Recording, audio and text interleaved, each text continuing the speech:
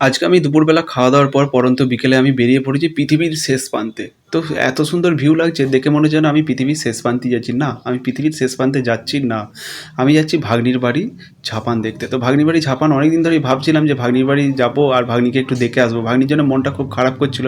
তো তাই ভাবলাম যে ভাগ্নির বাড়ি আমি একটু ঘুরেই আসি। ঝাপান যেহেতু আছে সেটাও দেখা হবে আর ঘোরাও হবে। বুঝতে পারছেন? আর আমার সাথে আছে মমতা। তো এত সুন্দর ভিউ লাগছে, ভিউ দেখতে, দেখতে আমরা চলে এলাম সোজা ভাগ্নির বাড়ির একদম গ্রামে। তো গ্রামের মধ্যে একটা ছোট্ট রাস্তা দিয়ে আমরা যাচ্ছি ভাগ্নির বাড়ি। আমরা যে এখন রাস্তাটা ধরলাম এই রাস্তাটার পুরো শেষ প্রান্তে হচ্ছে ভাগ্নির বাড়ি। তো চলো তোমাদের ঘরে দেখাচ্ছি। দেখো এত সুন্দর গ্রামের রাস্তার ভিউ দেখতে, দেখতে আমার তো খুব ভালোই লাগে।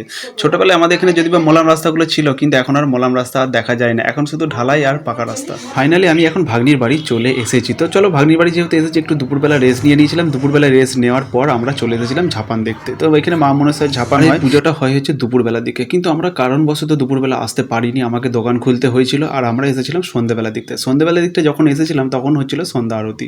তো এই সন্ধ্যা আরতিটা কিছুক্ষণ দেখার পর আমরা সোজা চলে এসেছিলাম হচ্ছে মেলাতলার দিকে। মেলাতলার দিকে এসেছিলাম কিন্তু মেলাতলা এখানে এসে শুনলাম নাকি এখানে নাকি ডাকের মেলা। তো ডাকের মেলার জন্য এখানে মেলাতলার অবস্থাটা একদমই খারাপ হয়ে গেছে, কারণ ২-৪টে এখানে কি ৬টা মেলা বসেছে।